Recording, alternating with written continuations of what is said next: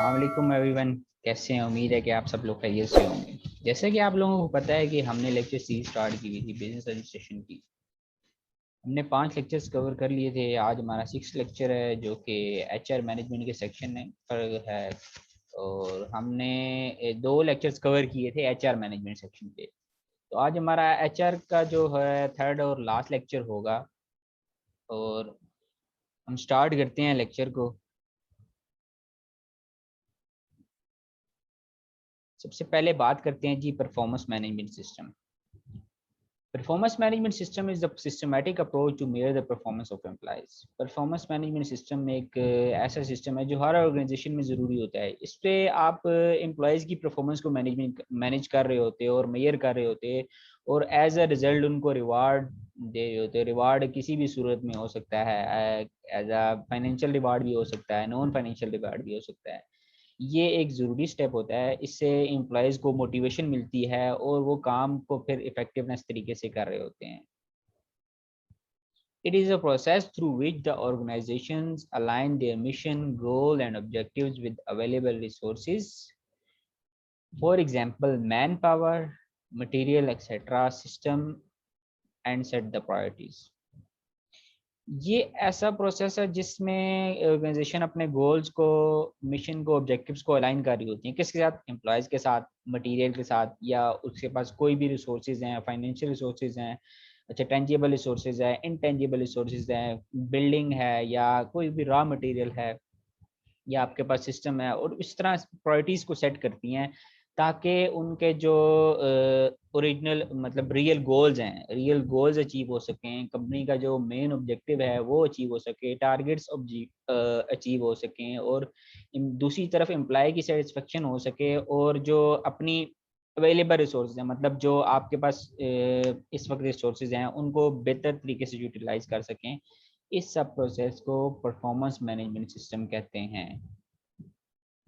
अच्छा, अब हम बात करें कि परफॉर्मेंस मैनेजमेंट सिस्टम क्यों ज़रूरी है। ये इसलिए ज़रूरी है कि पहली बात तो ये है कि इससे टू वे फीडबैक हो जाता है, यानी कि आप परफॉर्मेंस मेजर हो जाती है, दोनों तरफ से एम्प्लॉय और एम्प्लॉयर के दरमियान म्यूचुअल अंडरस्टैंडिंग हो जाती है, दोनों की तरफ से फीडबैक मिल जाता है कि एम्प्लॉयर जो है, अगर एम्प्लॉय से फीडबैक लिया जाए, ठीक है, तो वो ये कहता है कि हमारा जो एम्प्लॉयर है वो हमें बेहतर फैसिलिटीज़ प्रोवाइड कर रहा है, या हमें मोटिवेट कर रहा है, हमें फैसिलिटीज़ अच्छी प्रोवाइड कर रहा है। अच्छा, दूसरी तरफ अगर एम्प्लॉयर से फीडबैक लिया जाए एम्प्लॉय का, तो वो भी फीडबैक दे देता है कि एम्प्लॉय ठीक तरह से काम कर रहा है, पंक्चुअल है, ठीक है, हार्ड वर्किंग है, ठीक है, या प्रोसेस में इन्वॉल्वमेंट शो करता है, अपनी गोल्स को अलाइन करता है ऑर्गेनाइजेशन के गोल के साथ। तो ये होता है टू वे फीडबैक। दूसरे नंबर पर परफॉर्मेंस मैनेजमेंट सिस्टम क्यों ज़रूरी है, ये है कि डेवलपमेंट के लिए ज़रूरी है। इसमें ये होता है कि identify areas in which employees have deficiencies and weaknesses. Performance management system से जब हमें पता लग रहा होता है, परफॉर्मेंस को मैनेज कर रहे होते हैं, तो हमें ये पता लग जाता है कि कौन से प्रोसेस में वीकनेस है, एम्प्लॉय की कहाँ पर हमने ट्रेनिंग या डेवलपमेंट करनी है कि जिसकी वजह से फ्यूचर में जो ये वीकनेसेस हैं दूर हो सके, और कंपनी के और एम्प्लॉय की अपनी कैरियर डेवलपमेंट हो सके। तो इससे ये डेवलपमेंट प्रोसेस के लिए भी ज़रूरी होता है परफॉर्मेंस मैनेजमेंट सिस्टम। तीसरे नंबर पर डॉक्यूमेंटेशन। डॉक्यूमेंटेशन भी कोई भी ऑर्गेनाइजेशंस जो लिस्टेड ऑर्गेनाइजेशंस होती हैं उनके डॉक्यूमेंटेशन प्रोसेस तो होता है, रिटन कोई प्रोसेस होता है, डॉक्यूमेंटेशन होती हैं, एनुअल रिपोर्ट्स होती हैं। ऐसे तो नहीं बस हर कोई इनफॉर्मल तरीके से ऑर्गेनाइजेशन, फॉर्मल तरीके से ऑर्गेनाइजेशंस रन हो रही होती हैं, तो डॉक्यूमेंटेशन प्रोसेस होता है, जैसा कि एनुअल रिपोर्ट्स होती हैं, क्वार्टरली रिपोर्ट्स होती हैं। तो ये एक लीगल रिक्वायरमेंट्स होती हैं ऑर्गेनाइजेशन की, जो परफॉर्मेंस मैनेजमेंट भी करें, हर तरह की इनकी रिपोर्ट्स होती हैं। तो ये उसके लिए भी ज़रूरी है परफॉर्मेंस मैनेजमेंट सिस्टम, ताकि ये लीगल रिक्वायरमेंट्स को फुलफिल कर सके। अच्छा, उसके बाद आता है जी अप्रेजल प्रोसेस। अप्रेजल का प्रोसेस होता है ये, सबसे पहले इस्टेब्लिश परफॉर्मेंस गोल। इसमें ऑर्गेनाइजेशंस जो होती हैं अपनी स्ट्रेटेजिक गोल्स को डिफाइन कर लेती हैं, ठीक है। ये गोल्स डिफाइन होते हैं जी जॉब एनालिसिस या जॉब डिस्क्रिप्शंस की बेस पर।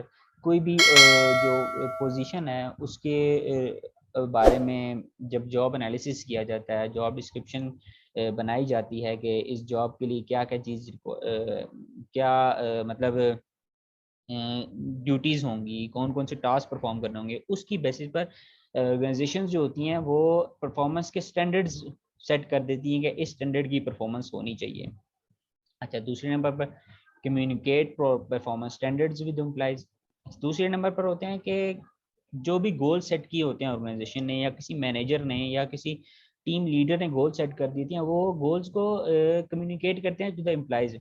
जो एम्प्लॉइज उस या उस ग्रुप में या उस डिपार्टमेंट में वो टास्क परफॉर्म कर रहे होते हैं, उनको बता दिया जाता है कि ये स्टैंडर्ड्स हैं, ठीक है, आपने इन स्टैंडर्ड्स को मीट करना है, आपने कोई भी काम करना है इन स्टैंडर्ड्स के मुताबिक काम करना है। तो ये होता है जी परफॉर्मेंस मैनेजमेंट सिस्टम का सॉरी अप्रेजल प्रोसेस का दूसरा स्टेप है जी, जिसमें गोल्स को जो स्टैंडर्ड्स होते हैं उनको कम्युनिकेट किया जाता है एम्प्लॉयज के साथ। अच्छा, इसके बाद तीसरे नंबर पर आता है जी मेजर एक्चुअल परफॉर्मेंस। जो एक्चुअल परफॉर्मेंस एम्प्लॉयज की हो रही होती है, ठीक है, उसको मेजर करते हैं कि एम्प्लॉय की ये इसके प्रोसेस होते हैं। पर्सनल ऑब्जर्वेशन के साथ भी बंदा कर सकता है, रिटर्न रिपोर्ट्स भी बन सकती हैं, ओरल रिपोर्ट्स भी होती हैं, या स्टैटिकल रिपोर्ट्स जिसमें चार्ट्स और टेबल्स के थ्रू भी परफॉर्मेंस को मेजर किया जा सकता है। ये यानी कि एम्प्लॉय की जो एक्चुअल परफॉर्मेंस है उसको मेजर करना, ये तीसरा स्टेप होता है। चौथे नंबर पे आता है compare performance to the standards. हमने जब स्टार्ट में स्टैंडर्ड सेट किए होते थे कि इस स्टैंडर्ड की परफॉर्मेंस होनी चाहिए, मतलब इस चीज़ के मतलब किसी चीज़ का हमने स्टैंडर्ड सेट किया होता है ना कि इस स्टैंडर्ड तक बात पहुंचेगी या इस लेवल की परफॉर्मेंस होगी तो वो हाई स्टैंडर्ड की परफॉर्मेंस होगी, ठीक है, वो मीडिएटर होगी या लो लेवल की परफॉर्मेंस होगी, ठीक है। अब जब हमने सेट किए थे गोल सेट किए थे, परफॉर्मेंस का स्टैंडर्ड भी सेट कर लिया था, फिर तीसरे स्टेप पर हमने एक्चुअल परफॉर्मेंस को मेजर कर लिया था। अब हम चौथे स्टेप में इन दोनों को कंपेयर करते हैं आपस में कि आया इनमें कोई फ्लक्चुएशन है, कोई डिफरेंस है, हमने जो स्टैंडर्ड सेट किए थे एम्प्लॉयज़ ने उसके मुताबिक काम किया है, या उनकी जो परफॉर्मेंस है वो बेहतर है या अप टू द स्टैंडर्ड है, या बेहतर नहीं है, स्टैंडर्ड से बिलो द स्टैंडर्ड, मतलब स्टैंडर्ड से कम है, बिलो द स्टैंडर्ड कह सकते हैं उसको। अच्छा, फिर चौथे पांचवें नंबर पर आता है जी discuss the appraisal with the employees. इसमें हम फीडबैक देते हैं, जैसा कि हमने पढ़ा था परफॉर्मेंस मैनेजमेंट का सिस्टम का जो मकसद ये भी होता है कि टू वे फीडबैक हो सके। तो इसमें एम्प्लॉयज़ को फीडबैक दिया जाता है एम्प्लॉय की तरफ से, क्योंकि वो ही सब प्रोसेस को देख रहा होता है ना, तो वो परफॉर्मेंस को मेजर करता है और स्टैंडर्ड के साथ कंपेयर करके उसके बाद एम्प्लॉयज़ के साथ डिस्कस करता है ताकि वो उनको मोटिवेट कर सके और उनकी डेवलपमेंट पर काम किया जा सके, ताकि फ्यूचर में जो उनकी जो परफॉर्मेंस लेवल अगर परफॉर्मेंस कम है तो वो उसको क्या क्या क्या चीज़ें ज़रूरी हैं, कौन से प्रोसेस में डेवलपमेंट की ज़रूरत है, कहाँ पर ट्रेनिंग की ज़रूरत है, कहाँ पर उनको मोटिवेशन की ज़रूरत है, ताकि वो अपने जो स्टैंडर्ड्स हैं परफॉर्मेंस के उसके साथ उसको मीट कर सकें, उनकी एक्चुअल परफॉर्मेंस और स्टैंडर्ड जो सेट किए हैं परफॉर्मेंस के वो आपस में अलाइन हो सकें। अच्छा, सबसे फिर लास्ट पर आता है implement personal actions. Personal actions या इसमें कह सकते हैं करेक्टिव एक्शंस की बात कर सकते हैं, ठीक है। इसमें भी आप यही कह सकते हैं कि जब डिस्कस करते हैं एम्प्लॉयज़ के साथ कि आपकी परफॉर्मेंस इस तरह थी, इससे पिछले स्टेप पर ये देखें हमने बात की थी कि discuss the appraisal with employees.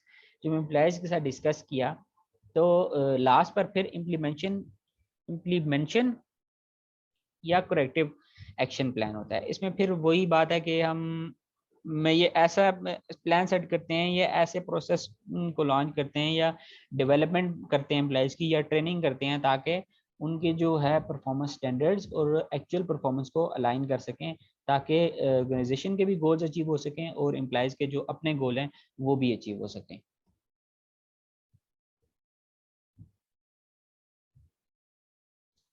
अच्छा, उसके बाद आता है जी मिस्टेक्स ड्यूरिंग अप्रेजल।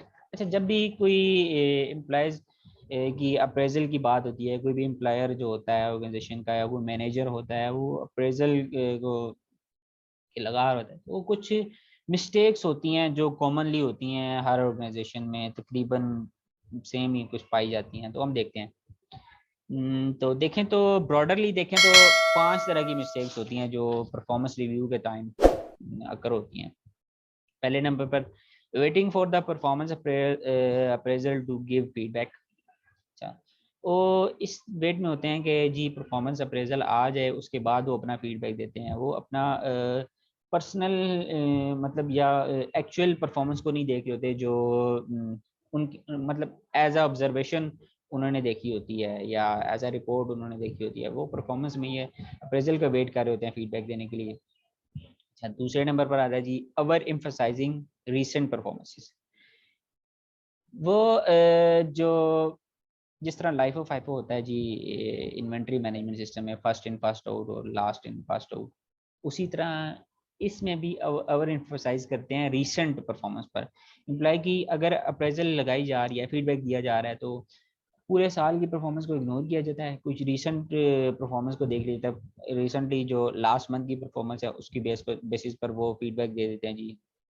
हाँ जी, इम्प्लाई बहुत हार्ड वर्किंग था, बहुत पंक्चुअल था जी, काफ़ी काम अच्छे तरीके से कर रहा था, टाइम पर काम कर रहा था, तो अच्छी अप्रेजल लगा देंगे। और बेशक पूरा साल वो लेट आता रहो, काम चोरी करता रहो, इसी तरह अगर वो पूरा साल जी एम्प्लॉय हार्ड वर्किंग था, पंक्चुअल था जी, और टाइम पर काम कर देता था, अब बड़े अच्छी तरीके से काम करता था, कोई एरर्स नहीं थे, लेकिन पिछले कुछ महीने में पिछले 1 महीने में उसकी कोई अपनी प्रॉब्लम थी, पर्सनल प्रॉब्लम थी, जिसकी वजह से वो पंक्चुअल नहीं रह सका। और एम्प्लॉयर ने जब उस परफॉर्मेंस अप्रेजल लगाया, तो अप्रेजल में उन्होंने ओवर एम्फसाइज कर लिया लास्ट मंथ की परफॉर्मेंस पे, तो उसकी बुरी अप्रेजल लगी। तो ये बहुत ज़्यादा मिस्टेक आती है परफॉर्मेंस मैनेजमेंट या अप्रेजल लगाने के टाइम पर। अच्छा, तीसरे नंबर पर आता है बीइंग टू पॉजिटिव और टू नेगेटिव, या बहुत ही पॉजिटिविटी की तरफ चले जाते हैं जी। बहुत ये एम्प्लॉय बहुत अच्छा है जी, ये बहुत हार्ड वर्किंग है, ये बहुत पंक्चुअल है, या दूसरी तरफ बहुत ही नेगेटिविटी की तरफ चला जाता है बंदा। मतलब कि इसके सेंटर की बात नहीं होती कि मतलब उसको क्या कह सकते हैं बंदा के ना ज़्यादा नेगेटिव की तरफ जाए बंदा, ना ज़्यादा पॉजिटिव की तरफ, जो एक्चुअल परफॉर्मेंस हो उसकी बेस पर अप्रेजल लगाए, तो ये एक अच्छा प्रोसेस या अच्छा स्टेप हो सकता है। अच्छा, चौथे नंबर पर आता है being critical without being destructive. इसमें यह है कि इसमें बाइसेस की बात आ सकती है कि बाइसेस हो सकते हैं इसमें, या फोकस करता है टू नेगेटिविटी पर बहुत ज़्यादा फोकस होता है। मतलब इसमें ये होता है कि जो एम्प्लॉयर होता है, ये जो अप्रेजल लगा रहा होता है, उसका मकसद ये नहीं होता कि जी फॉल्ट्स को फाइंड कर रहा होता है, फैक्ट्स की बात कर रहा होता है, लेकिन एज अ ब्रॉडर पर्सपेक्टिव में उनका ये मकसद नहीं होता कि इसकी करेक्टिव एक्शन की तरफ बात की जाए। करेक्टिव एक्शन की तरफ बात नहीं करते, वो बस बाइसिस को देख रहे होते हैं, नेगेटिविटी कुछ तलाश कर रहे होते हैं फैक्ट्स की बेस पर। मतलब नेगेटिव वे की तरफ लेकर जाना आया कि उसके ऑपोजिट ये हो सकता था कि कोई फैक्ट्स की बात की है, फैक्ट्स की तरफ के बात करके उसको पॉजिटिविटी की तरफ ले जाए, इम्प्रूवमेंट की तरफ ले चले। नहीं भाई, वो उसको दूसरी तरफ ले जाते हैं, नेगेटिविटी की तरफ ले जाते हैं, और बाइसेस आ जाते हैं इसमें, बायस डिसीजन मेकिंग कह सकते हैं आप इसमें। अच्छा, उसके बाद आता है जी टॉकिंग नॉट लिस्टिंग। अगर टॉकिंग नॉट लिस्टिंग की बात करें तो जो अप्रेजल लगाने वाला मैनेजर होता है, जो एम्प्लॉयर होता है, वो ज़्यादातर बस जो भाई मैंने कह दिया वही है, किसी की तो बात सुननी ही नहीं है। अगला बंदा जो भी कहता रहे, बस जो मैंने कहा है वो सही है, अगला बंदा जो भी कह रहा है वो सारी बातें उसकी गलत हैं। यानी कि किसी की बात का मतलब उसको इफेक्टिव तरीके से या पॉजिटिव वे में ना लेना, उसको उसकी बात पर सोचना ना कि हो सकता है वो अच्छी बात कर रहा हो, वो उसकी बात पे ज़्यादा वजन हो, उसकी बात पे फोकस किया जाए तो अच्छे रिजल्ट आ सकते हैं। नहीं भाई, जो मैंने कह दिया वही कह दिया। उसमें ये होता है टॉकिंग नॉट लिसनिंग।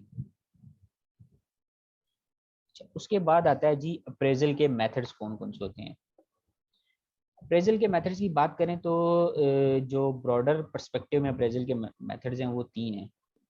एक है जी एब्सोल्यूट स्टैंडर्ड्स, दूसरा रिलेटिव स्टैंडर्ड्स, तीसरा अचीव्ड आउटकम।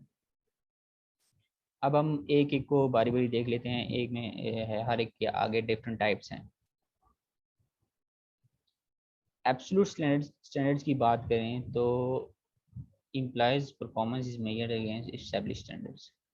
जो एम्प्लॉयर ने या ऑर्गेनाइजेशन ने या मैनेजर ने रिटर्न स्टैंडर्ड सेट किए होते हैं, ठीक है, कि इन स्टैंडर्ड के मुताबिक परफॉर्मेंस होनी चाहिए एम्प्लॉयज़ की, वो एक्चुअल परफॉर्मेंस को उसके साथ कंपेयर कर रहे होते हैं और फिर वो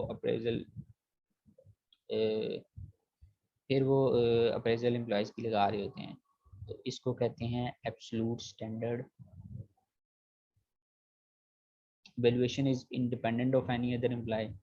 वो उसको किसी और एम्प्लॉय के साथ कंपेयर कर ही नहीं रहे होते, वो हर एम्प्लॉय की अलग से परफॉर्मेंस मैनेजमेंट कर रहे होते हैं और उन्होंने जो परफॉर्मेंस के स्टैंडर्ड सेट किए होते हैं एक्चुअल परफॉर्मेंस को उसके साथ कंपेयर करते हैं और उनकी अप्रेजल लगा देते हैं।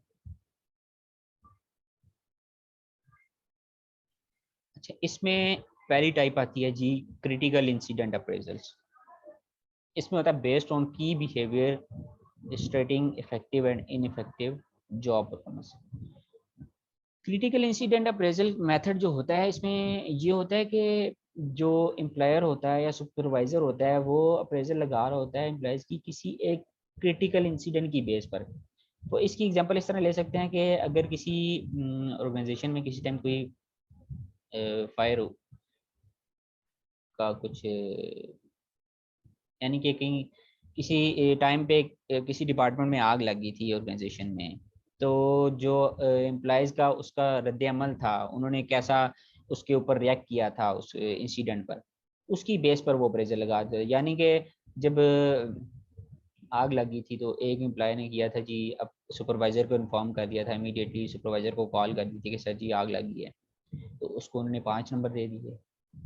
अच्छा, एक ऐसा एम्प्लॉय था कि वो परेशान हो गया जी, ये क्या हो गए, लॉस हो गया सब कुछ, उसको 4 नंबर दे दिए। अच्छा, तीसरे अगर एक एम्प्लॉय था उसने किया जी, कोशिश की कि मशीनरी को रिपेयर कर ले, अच्छा उसको 3 नंबर दे दिए। अच्छा, एक ऐसा एम्प्लॉय था, चौथा एम्प्लॉय था जिसने किया कि कंप्लेन कर दी पूर मेंटेनेंस की, कि यहाँ पर सही मेंटेनेंस थी जिसकी वजह से आग लगी, उसको एम्प्लॉयर ने या सुपरवाइजर ने 2 नंबर दे दिए। अच्छा, पांचवा एम्प्लॉय था, वो खुश था कि यार चलो अभी छुट्टियां हो जाएंगी क्योंकि आग लगी थी, सारी चीज़ें ख़राब हो गई हैं, उसको सुपरवाइज़र ने 1 नंबर दे दिया।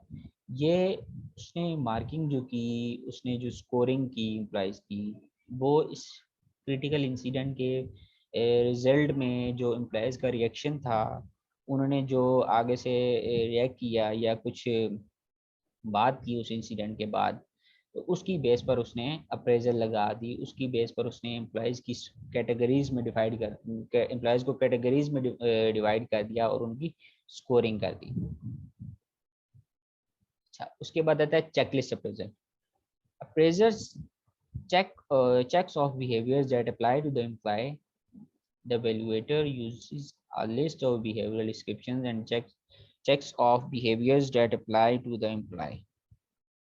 इसमें चेकलिस्ट बना दी जाती है, यानी कि इसकी एग्जांपल इस तरह ले सकते हैं, क्या एम्प्लॉय रेगुलर था, यस और नो। अगर वो था तो यस, अगर नहीं था तो नो।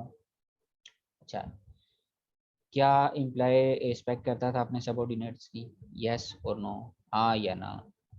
अच्छा, क्या एम्प्लॉय हेल्पफुल था, तो वो दूसरों की हेल्प करता था, यस और नो। चेकलिस्ट है ना, यानी या यस होगा या नो होगा। अच्छा, does he follow the instructions, वो इंस्ट्रक्शंस को फॉलो करता था या नहीं करता था, यस और नो।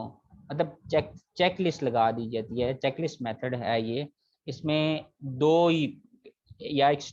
एक्सट्रीम्स हैं, या अच्छा है या बुरा है, या यस है या नो है। तो इस प्रोसेस को चेकलिस्ट प्रोसेस अप्रेजल मेथड कहते हैं। उसके बाद आता है जी graphic rating scale appraisal. Appraisers rates implies on a number of job related factors.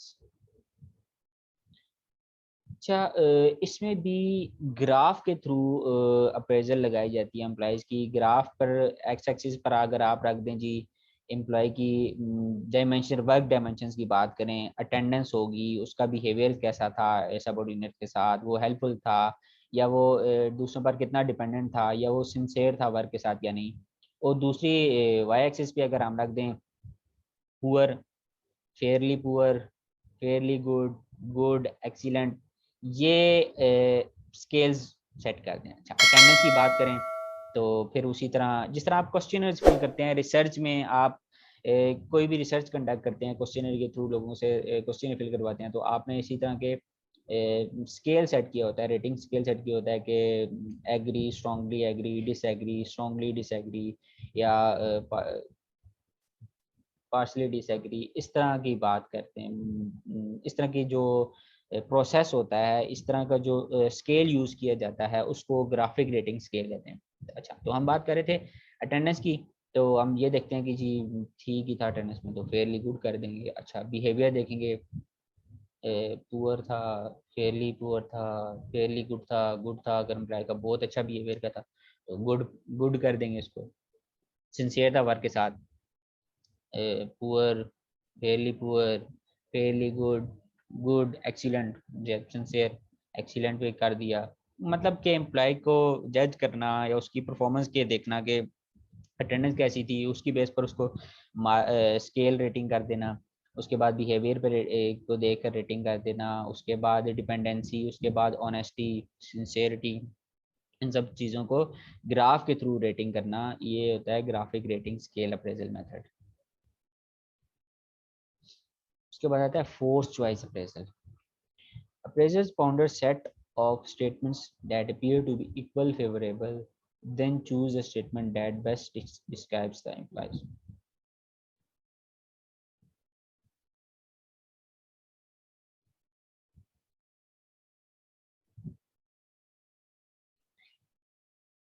अच्छा, इसमें यही होता है कि स्टेटमेंट्स के थ्रू आपको कर होता है, अप्रेजल लगा रहा होता है एम्प्लॉयज़ की।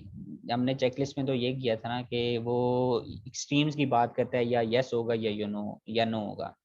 तो इसमें स्टेटमेंट्स के थ्रू अप्रेजल लगाई जाती है, यानी डिटेल स्टेटमेंट्स दी जाती हैं। इसकी एग्जांपल ली जाए इस तरह, लर्न क्विकली, एक एम्प्लॉयर जी तो वो लर्न क्विकली है। अच्छा, दूसरे की बात करें तो वर्क हार्ड, यानी वो हार्ड वर्किंग करता है।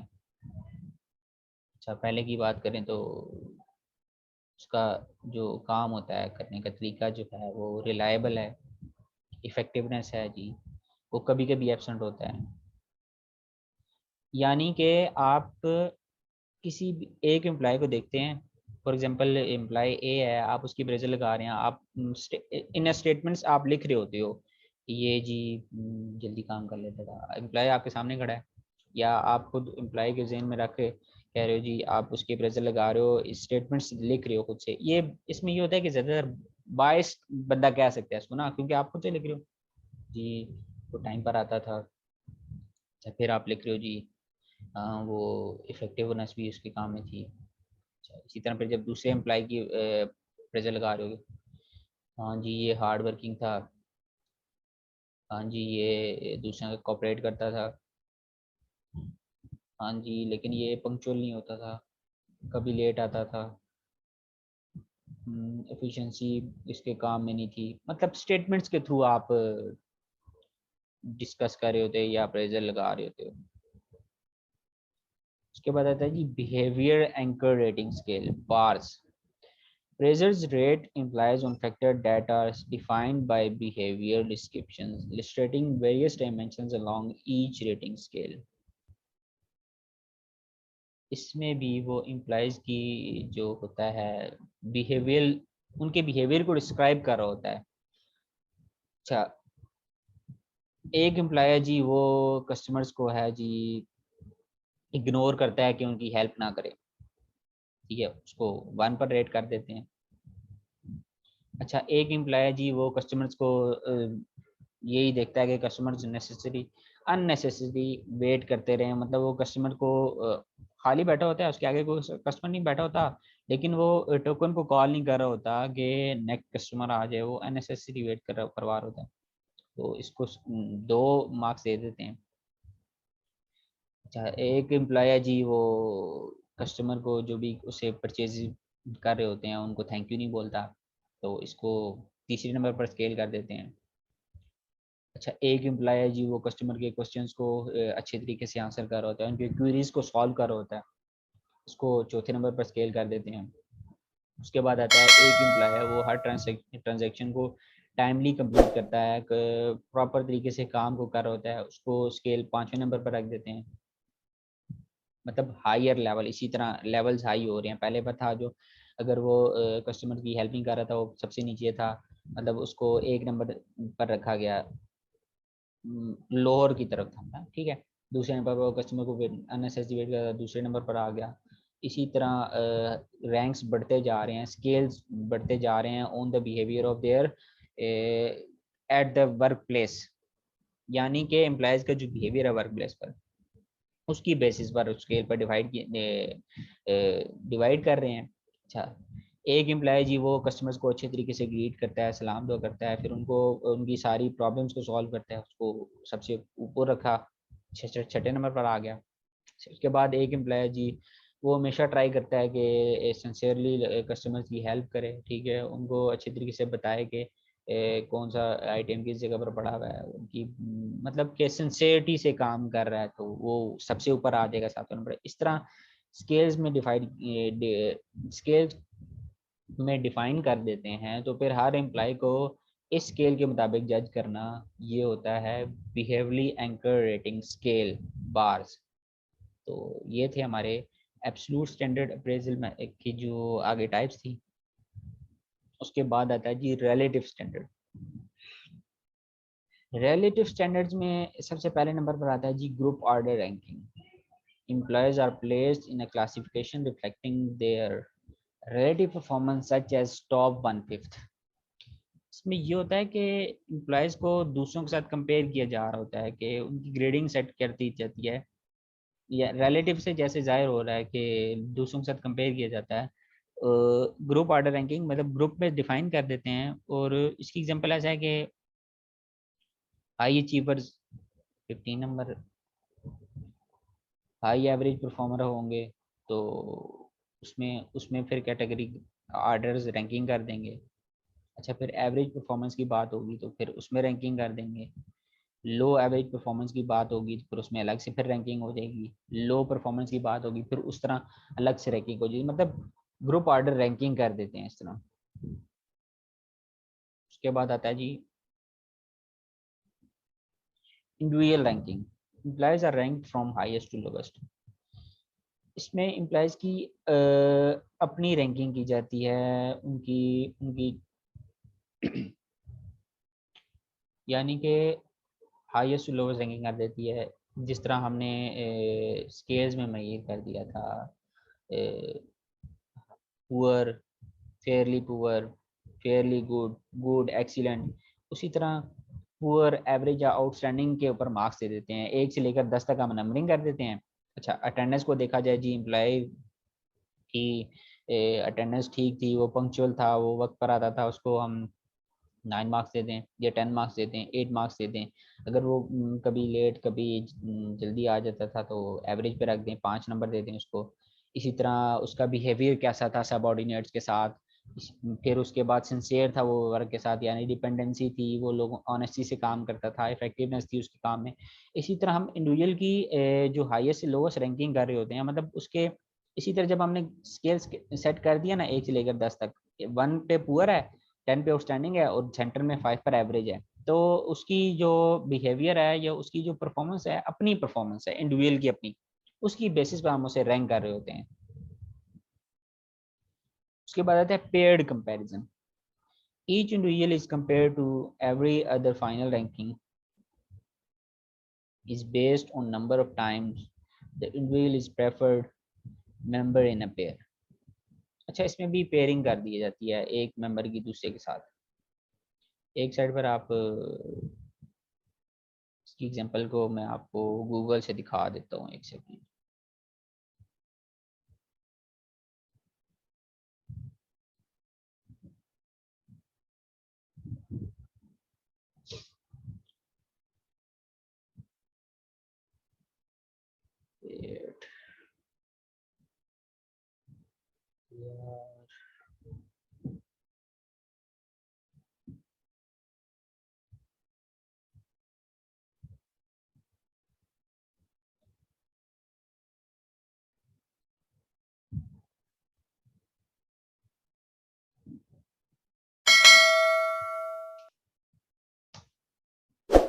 इंटरनेट माशाल्लाह से काफ़ी तेज़ है।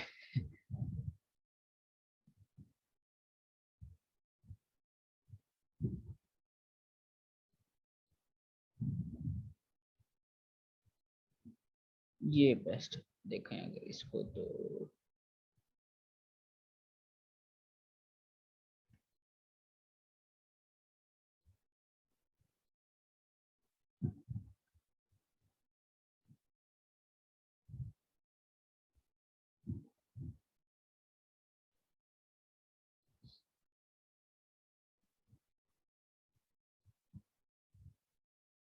अच्छा देखें इसमें एक साइड पर उन्होंने सेट कर दिया जी ABCDE, ये इम्प्लाइज हैं। दूसरी तरफ भी कर लिया, ए को ए से कंपेयर करें नेगेटिव, बी के साथ कर रहे हैं तो नेगेटिव। इसी तरह फाइनल रैंकिंग देखें 3 आ गई है। इन पे नहीं हो रहा कंपेयर। अच्छा बी को देखें इसी तरह ए के साथ करें तो पॉजिटिव, बी को बी के साथ करें नेगेटिव, बी को सी के साथ करें नेगेटिव, और इसकी रैंकिंग आ गई, फाइनल रैंकिंग वो आ गई। इसी तरह उन्होंने ABCDE की रैंकिंग कर दी है। नीचे देखें एक फार्मूला दिया है, number of positive evaluation divided by number of evaluation, total evaluation. अच्छा इसमें थी इवेल्युएशन नंबर, टोटल नंबर की कितनी थी, पॉजिटिव 2 इवेल्युएशन आ गई थी, टोटल कितनी थी 5 आ गई। 2 डिवाइडेड बाई 5 मल्टीप्लाई 100 करेंगे तो इम्प्लाइज सुपीरियर इवेल्युएशन। इससे इम्प्लाई की इवेल्युएशन शो हो जाती है। ये है जी पेयर कंपैरिजन। आपस में पेयर बनाए जाते हैं और फिर उनको कंपेयर किया जाता है। तो अभी हमने वैसे गूगल को ले लिया है तो बाकियों को भी देख ही लेते हैं। इससे पहले हमने पढ़ा था individual rank.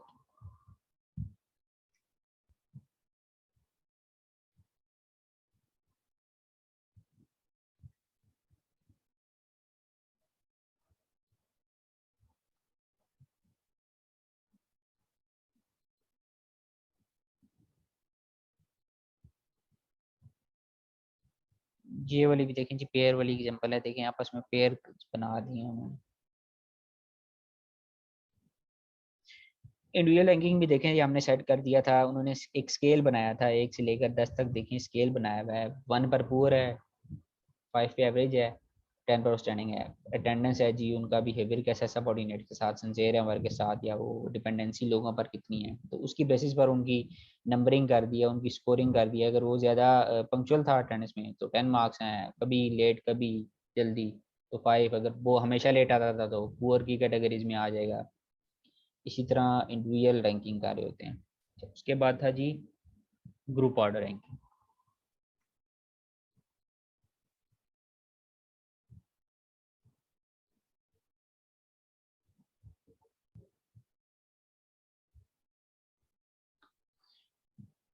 Group order ranking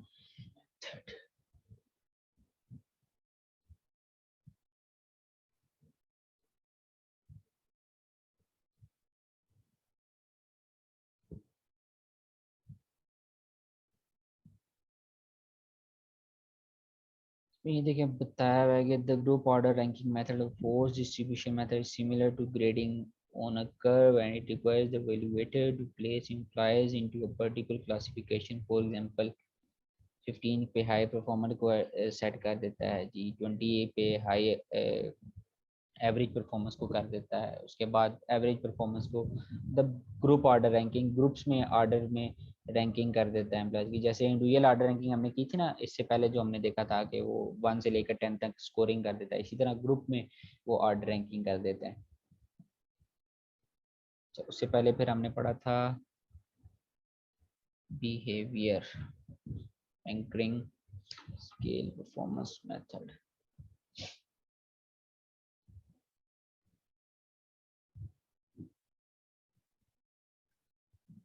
इसकी सिंपल यही ले लेते हैं।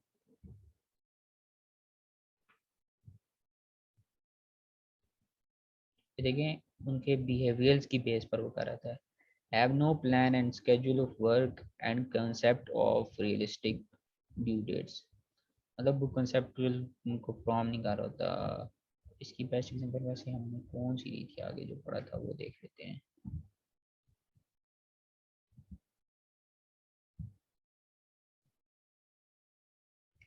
चलें इसी को ही देख लेते हैं ना। अच्छा, तो उसको कम स्कोर दिए, 1 मार्क्स दिया।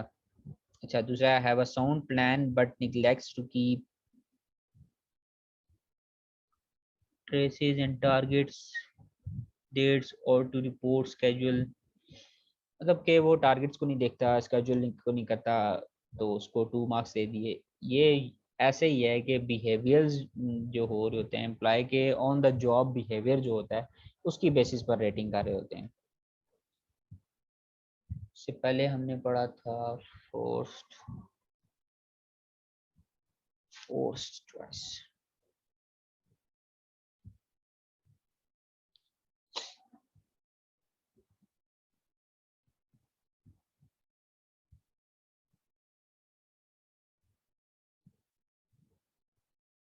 फोर्स्ड चॉइस में ये देखें जी, वो डिस्क्राइब कर रहा होता है आपकी एम्प्लॉयज़ की, हर एम्प्लॉय की अलग से वो अप्रेजल बना रहा होता है, और उसको स्टेटमेंट्स में डिफाइन कर होता है। जैसे वो ए एम्प्लॉय को अगर देखे तो वो कहता है जी वो लर्न क्विकली, जल्दी सीख लेता है, रिलायबल है, इफेक्टिव है, कभी कभी एबसेंट होता है। तो उसी तरह बी एम्प्लॉय की भी वो अलग से वो स्टेटमेंट्स में अप्रेजल लगा रहा है। तो वो ये इसमें ये देखें, this method reduces the rated biases because some employees must be rated as superior to others. इसमें ऐसा भी हो सकता है कि एम्प्लॉयज एक दूसरे से सुपीरियर रेट हो सकते हैं। उससे पहले हमने पढ़ा था ग्राफिक स्केल रेटिंग।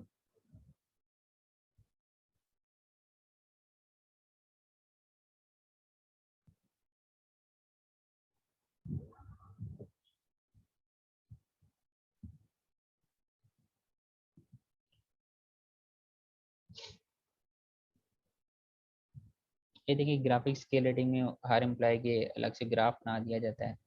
एक साइड पर उसने poor, fairly good, good excellent कर दिया। दूसरी साइड पर उन्होंने attendance, behaviour with subordinate, sincere है, डिपेंडेंसी है, यानी उसकी बेस पर अगर वो अटेंडेंस में कभी लेट कभी जल्दी आ जाता था तो उसको फेयरली गुड कर दिया। बिहेवियर सबऑर्डिनेट्स कैसा था उसका, उसको भी फेयरली गुड कर दिया।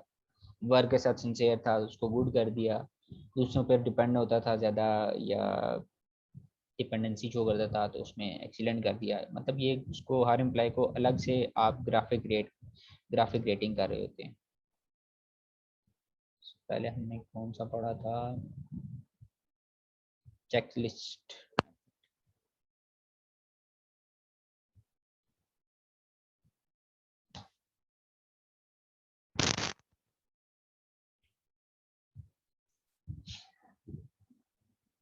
चेकलिस्ट में देखें हमने सिंपल, इसमें 3 तरह की चेकलिस्ट भी हो सकती हैं, simple checklist method, weighted checklist method और फोर्स चॉइस मेथड। इसमें हमने सिंपल चेकलिस्ट मेथड अगर देखें तो हमने चेकलिस्ट बना दिया है, इज एम्प्लॉय रेगुलर, यस और नो। दो ही हो सकते थे, दोनों एक्सट्रीम्स हैं। Is employer respected by subordinate, उसकी रिस्पेक्ट करते थे, यस या नो। एम्प्लॉय हेल्पफुल था, यस या नो। ये होती है जी चेकलिस्ट मेथड ऑफ अप्रेजल। उसके पहले हमने देखा था critical incident method of appraisal.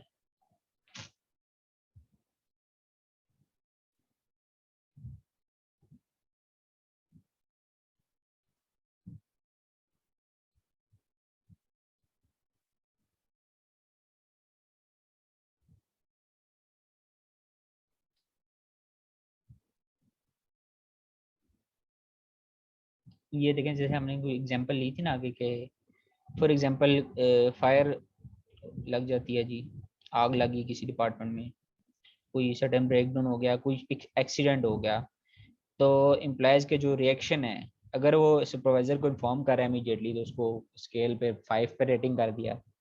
अगर वो एंशियंस हो गया कि लॉस हो गया हमारे आउटपुट का तो वो 4 पे रेट कर दिया। रिपेयर करता है मशीनरी को तो 3rd पर रेटिंग कर दी। कंप्लेन करता है पुअर मेंटेनेंस की, उसको 2 पे रेटिंग कर दी। और ऐसा है कि वो खुश हो गया, कि ऐसा एम्प्लॉय जो खुश हो गया कि अब हमें छुट्टियां हो जाएंगी, अब काम नहीं करना पड़ेगा, उसको 1 पर रेटिंग कर दिया। ये 5 पर हाई रेटिंग है और 1 पर देखें तो लो रेटिंग है। ये था क्रिटिकल इंसिडेंट रेटिंग। कोई भी इंसिडेंट हुआ आपके डिपार्टमेंट या आपके ऑर्गेनाइजेशन में, उस पर जो एम्प्लॉयज़ का बिहेवियर था इंडिविजुअल बिहेवियर, उसकी बेस पर आप उसकी रेटिंग दे देते हैं। ये था क्रिटिकल इंसिडेंट रेटिंग।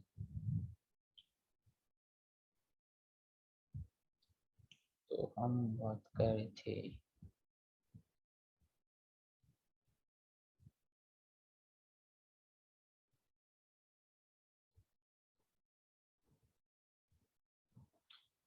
तीसरे नंबर पर हमने जो देखा था, पहले नंबर पर हमने अप्रेजल का जो अप्रेजल की अप्रोचेस थी, पहले नंबर पर एब्सोल्यूट स्टैंडर्ड था, जिसमें हमने पढ़ा था critical incident, checklist appraisal, critical incident था, चेकलिस्ट अप्रेजल था, फोर्स चॉइस अप्रेजल था, बिहेवियर एंकर रेटिंग। उसके बाद हमने रिलेटिव स्टैंडर्ड को देखा। रिलेटिव स्टैंडर्ड में हमने देखा graphic order rating, individual ranking sorry, paired comparison. तो तीसरे नंबर पर आता है अचीव्ड आउटकम। अचीव्ड आउटकम में हम बात करेंगे जी मैनेजमेंट बाय ऑब्जेक्टिव। इसमें ये होता है कि include mutual objective setting and evaluation based on the attainment of the specific objectives. मतलब के ऑब्जेक्टिव सेट कर दिए जाते हैं और उनको, उन ऑब्जेक्टिव्स को ऑर्गेनाइजेशन के ऑब्जेक्टिव्स और गोल के साथ अलाइन कर दिया जाता है, और उनको फिर अगर वो अचीव हो रहे हैं तो फिर इसमें इसकी बेसिस पर आप अप्रेजल लगा रहे होते हैं। Firms overall objective translate into specific objective at the divisional, departmental और इंडिविजुअल लेवल। ये देखें, जैसे हमने पहले बात किया कि ऑर्गेनाइजेशन के जो रियल गोल्स होते हैं वो डिवाइड कर दिए जाते हैं स्पेसिफिक गोल्स में। वो डिपार्टमेंटल बेसिस पर भी हो सकते हैं, किसी एक डिविजनल बेसिस पर भी हो सकते हैं, या इंडिविजुअल बेसिस पर भी उनको डिवाइड किया जा सकता है। तो ये होता है जी management by objective. Common elements in management objective are specific goals होते हैं, स्पेसिफिक गोल सेट कर दिए जाते हैं और उनको अचीव किया जाता है। दूसरे नंबर पर इसमें क्या होता है, पार्टिसिपेटिव डिसीजन मेकिंग होती है। ट्रेडिशनल डिसीजन मेकिंग, या आप इसको कह सकते हैं कि सेंट्रल कंसंट्रेटेड डिसीजन मेकिंग नहीं हो रही थी, यानी कि एम्प्लॉयज को डिसीजन मेकिंग प्रोसेस में इन्वॉल्व किया जाता है। ब्यूरोक्रेसी में जैसे होता है कि ऑर्डर दे दिया भाई, उसी ऑर्डर को फॉलो करना है, इस तरह यहाँ पर ये नहीं हो रहा होता है। एम्प्लॉयज को डिसीजन मेकिंग प्रोसेस में इन्वॉल्व किया जा रहा होता है। इसमें तीसरे नंबर पर ये होता है कि स्पेसिफिक टाइम पीरियड डिफाइन किया जाता है। जब गोल्स को स्पेसिफिक कर दिया जाता है, जाहिर सी बात है फिर उसके टाइम लिमिट भी होता है जी, इस टाइम के अंदर अंदर इस गोल को अचीव करना है। उसके बाद होता है परफॉर्मेंस फीडबैक।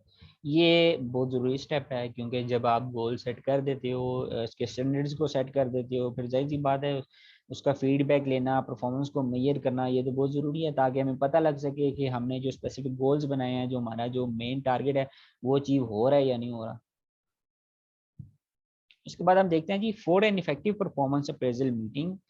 कुछ स्टेप्स हैं, कुछ मेयर्स हैं जिनको अगर ऑर्गेनाइजेशंस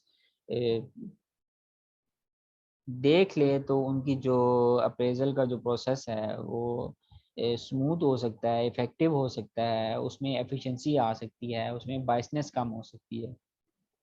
पहले नंबर पर है जी प्रिपेयर्स या स्केड्यूल कर दे मीटिंग को इन एडवांस, यानी कि वो इन एडवांस ऑर्गेनाइजेशन में एम्प्लॉयज़ को कन्वे कर दे कि हम जो अभी अप्रेजल की सेट कर रहे हैं, अप्रेजल की मीटिंग होगी। अच्छा, दूसरे नंबर पर बताया create supportive atmosphere about meeting. Supportive atmosphere create कर दें एम्प्लॉय को, ये हो कि हमारी जो मैनेजमेंट है वो हमारे साथ सपोर्टिव है, हमें मोटिवेट कर रही है। हमें ये नहीं है कि आप बस डायरेक्टिव नहीं होना चाहिए, सपोर्टिव एटमोसफेयर क्रिएट कर दें आप एम्प्लॉयज़ के साथ।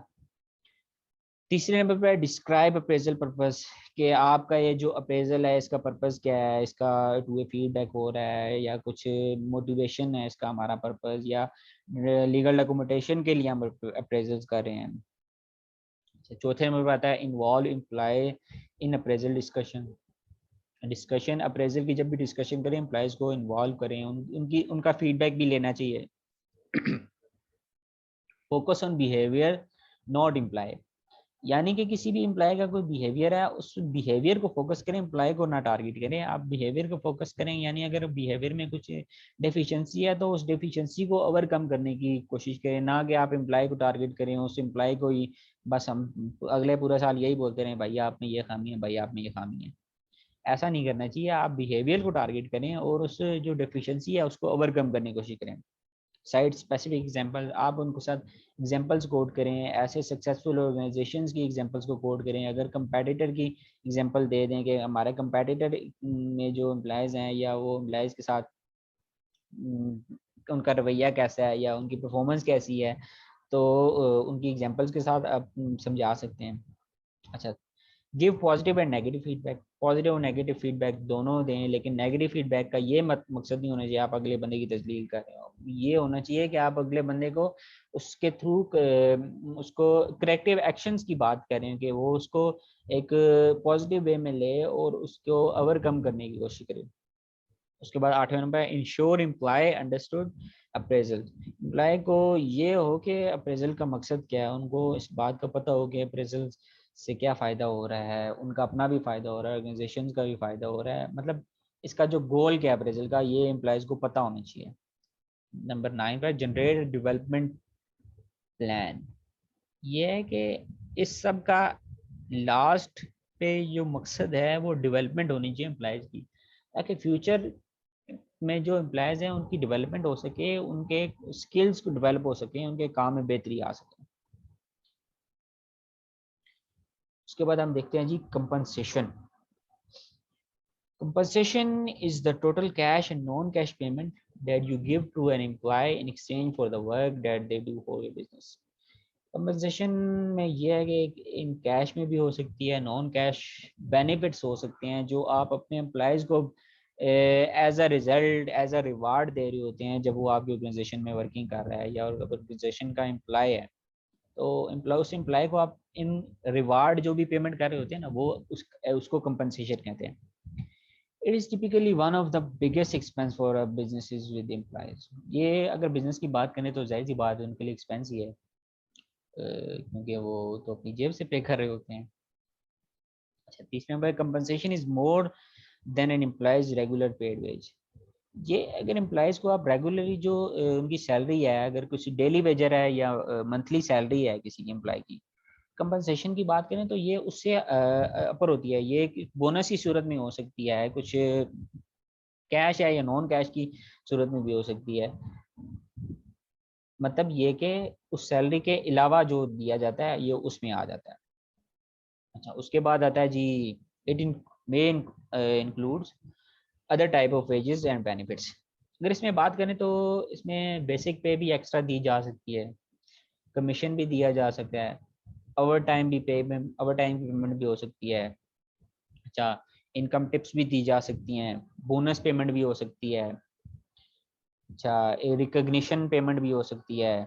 कुछ अदर बेनिफिट्स दे दें जिसमें आपकी हेल्थ बेनिफिट्स आते हैं, आपकी चिल्ड्रन की एजुकेशन आ जाती है। अच्छा, कुछ स्टॉक ऑप्शन, मतलब वो आपके कंपनी के स्टॉक्स को स्टॉक्स परचेज कर सकता है एट लोअर कॉस्ट, या उसके अलावा कुछ भी नॉन कैश बेनिफिट भी हो सकता है other than your salary.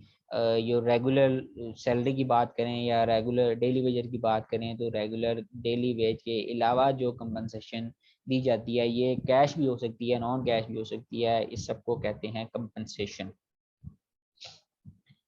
Compensation की अगर टाइप्स की बात करें तो इसमें डिफरेंट कैटेगरीज हो सकती हैं, इंट्रिंसिक और एक्सट्रिंसिक दोनों तरह के रिवार्ड हो सकते हैं। अच्छा, इंट्रिंसिक की बात करें तो rewards come from the job itself, such as pride in one's job, feeling of accomplishment, being part of a work team। ये मतलब इनर फीलिंग क्या होती है, बंदा अगर किसी ऑर्गेनाइजेशन में काम कर रहा है तो उसको इनर सेटिस्फेक्शन हो रही है कि यार मुझे वो प्राउड फील करता है, यार मैं इस ऑर्गेनाइजेशन में काम करता हूँ। वो लोगों को प्राउडली बताता है कि यार मैं एग्जांपल ली जाए तो मैं आर्मी में हूँ जी, मैं ओजीडीसी में काम करता हूँ जी, मैं जी फलानी कंपनी में हूँ जी। मतलब वो उसको अकम्पलिशमेंट फील होती है, वो बेहतर फील कर रहा होता है इस ऑर्गेनाइजेशन में काम करके, और वो उसको लोगों को बताने में इनर सेटिस्फेक्शन मिलती है। तो ये इंट्रिंसिक रिवार्ड है, ये किस्म की कंपनसेशन है। एक्सचेंजिंग की बात करें तो rewards come from a source outside the job mainly by management. Exchanging की बात करें तो ये in the form of promotion भी हो सकती है, in the form of extra पे या कैश की सूरत में हो सकती है, या अदर बेनिफिट्स जिसमें आपके हेल्थ आ जाती है या एजुकेशन आ जाती है आपके चिल्ड्रन की। उसके बाद आती है financial versus non financial rewards. Financial rewards की बात करें तो इसमें फाइनेंशियल में वेज तनख्वाह बढ़ा देना, या कुछ सैलरी के साथ एक्स्ट्रा बोनस दे देना, या प्रॉफिट में से कुछ शेयर दे देना, पेंशन प्लान्स प्रोवाइड करना, या पेड लीव दे देना, लीव एम्प्लॉयज़ को देना लेकिन उनकी सैलरी में से डिडक्शन ना होना, या वो कुछ परचेज करें या स्टॉक परचेज करें तो उनको मार्केट वैल्यू से डिस्काउंट रेट पर स्टॉक्स दिए जाएं। उसके बाद आता है non financial rewards. Make life on the job more attractive, employees very greatly on what type they like. यानी कि उनकी फाइनेंशियल रिवार्ड जो होते हैं ना जी के फाइनेंस की सूरत में दिए जाएं। ये होता है कि ये जिस तरह इंट्रेंसिक की बात हो रही थी, इसी तरह नॉन फाइनेंशियल रिवार्ड भी इसी तरह होते हैं कि आपको जॉब इन्वायरमेंट अच्छा प्रोवाइड किया जाए, आपका जो कल्चर है, ऑर्गेनाइजेशनल कल्चर है, वो सूटेबल है, आपको सूट करता है, आप वहाँ रिलैक्स फील करते हैं वर्किंग, मतलब आप स्ट्रेस नहीं होते, आप घर आते हो ये नहीं कि आओ यार क्या आज ऑफिस में इतनी खुआरी होती है, दिल ही नहीं करता, मेरा दिल करता है जॉब छोड़ दूं। इस तरह की जो चीज़ें अगर ऑर्गेनाइजेशन में नहीं हो रही है और घर आके कहता है यार आज तो बड़ा दिन अच्छा गुजरा यार, मतलब लोग में यार बड़े सिंसियर हैं, मैनेजर बड़े अच्छे हैं यार, साथ वाले एम्प्लॉयज़ बड़े कोऑपरेटिव हैं, तो मतलब ये जो रिवार्ड्स होते हैं ये आपके नॉन फाइनेंशियल रिवार्ड्स में आ रहे होते हैं। उसके बाद आता है परफॉर्मेंस बेस्ड या membership based. Performance based reward की बात करें, performance based rewards are tied to specific job performance criteria. इसमें आप एग्जांपल के तौर पर देखें तो कमीशंस, आपको कमीशन दिया जा सकता है पीस वर्क पे प्लान के, आप जो एक्स्ट्रा अगर आप रॉ मटेरियल या किसी ऑर्गेनाइजेशन में यूनिट्स प्रोड्यूस कर रहे हैं तो यूनिट्स के ऊपर जो है आपको एक्स्ट्रा पे दी जा सकती है, इंसेंटिव्स दिए जा सकते हैं, आपको बोनसेस दिए जाते हैं, ग्रुप्स की बोनस पे ग्रुप्स को बोनस दिए जाते हैं, डिपार्टमेंट्स को बोनस दिए जाते हैं, या आपको मेरिट पे, आप मेरिट पर आते हैं तो पे एक्स्ट्रा पेमेंट, एक्स्ट्रा सैलरी दी जाती है, इसको मेरिट पे कहते हैं। दूसरे नंबर पर आते हैं membership based reward. Membership based reward such as cost of living increase, benefits and salary increase are offered to the employees. Membership based ये है कि आपको हायर, जैसे कि कुछ ऑर्गेनाइजेशन में होती हैं कि वो आपको हायरिंग पे कर लेने के लिए आपको मतलब सैलरी के अलावा वो पैसे दे रहे होते हैं, इसके अलावा आपकी सैलरी इंक्रीज कर रहे होते हैं, आपको जो हेल्थ की फैसिलिटीज़ दी जाती हैं, आप चिल्ड्रन की एजुकेशन के लिए फैसिलिटी प्रोवाइड की जाती है, ये होते हैं membership rewards. Incentive plans, compensation plans देखे जाएं तो किस तरह के होते हैं। ये एक तो होता है जी इंडिविजुअल, यानी कि हर इंडिविजुअल एम्प्लॉय के लिए अलग से इंसेंटिव प्लान हो सकते हैं, कंपनसेशन प्लान हो सकता है, रिवार्ड प्लान हो सकता है, यानी कि फाइनेंशियल भी हो सकता है हर एम्प्लॉय के लिए, नॉन फाइनेंशियल भी हो रहा है हर एम्प्लॉय को, मतलब ये हर इंडिविजुअल एम्प्लॉय के लिए वेरी कर होता है। इसमें इंडिविजुअल में हम ये देखते हैं, ऑर्गेनाइजेशन वाइड में ये है कि पूरी ऑर्गेनाइजेशन में सब एम्प्लॉयज़ को दिया जाता है। अगर बोनस की बात करें, कुछ सैलरी इंक्रीमेंट की बात करें, या एक्स्ट्रा कंपनसेशन की, बेसिक सैलरी की बात करें, तो ये मतलब ऑल ओवर द ऑर्गेनाइजेशन, पूरी ऑर्गेनाइजेशन के एम्प्लॉयज़ को दिया जाता है। तीसरे नंबर पर ग्रुप, किसी ऑर्गेनाइजेशन में किसी स्पेसिफिक ग्रुप को, किसी स्पेसिफिक डिपार्टमेंट की बात करें, या किसी डिपार्टमेंट के अंदर किसी स्पेसिफिक सेक्शन की बात करें, उनको अगर कंपनसेशन प्लान दिया जा रहा है तो ये ग्रुप कंपनसेशन प्लान आता है इसमें। ये था जी हमारा एचआर का सेक्शन, ये तकरीबन हमारा एचआर का सेक्शन भी कंप्लीट हो चुका है। हमने मैनेजमेंट के भी 3 लेक्चर्स कवर किए थे, उसके बाद जो एचआर का सेक्शन है उसके भी हमने 3 लेक्चर कवर किए हैं। आज हमारा एचआर का सेक्शन भी कंप्लीट हो चुका है, तो अब इसके बाद हम नेक्स्ट स्टार्ट करेंगे मार्केटिंग का सेक्शन। तो अभी अगर आपको कुछ प्रॉब्लम हो, कुछ चीज़ समझ ना आई हो, आप कमेंट सेक्शन में पूछ सकते हैं। और उसके अलावा आपने ये देखा होगा कि हमने चैनल का नाम चेंज कर दिया। पहले हमारा चैनल का नाम था जी वे टू सक्सेस, कि वो बहुत कॉमन सा नाम था, अगर गूगल पर सॉरी यूट्यूब पर सर्च करें तो काफ़ी 2-3 नाम आ जाते, तो हमारा चैनल तो किसी खाते में नहीं आ रहा था। तो फिर हमने चैनल का नाम चेंज किया है, तो वे टू सक्सेस की बजाय अभी हम लर्न विद जेड कर दिया, ताकि कोई भी चैनल को सर्च करे तो वो इजीली चैनल तक पहुंच सके या वो लेक्चर्स तक पहुंच सके। अगर आपको ये वीडियो पसंद आई है, लेक्चर आपको पसंद आया हो, तो चैनल को ज़रूर सब्सक्राइब करें और बेल आइकन को प्रेस करें, और अपने फ्रेंड्स एंड फैमिली के साथ जिनको इन लेक्चर्स की ज़रूरत है उनके साथ शेयर करें। Thank you. अल्लाह हाफिज़।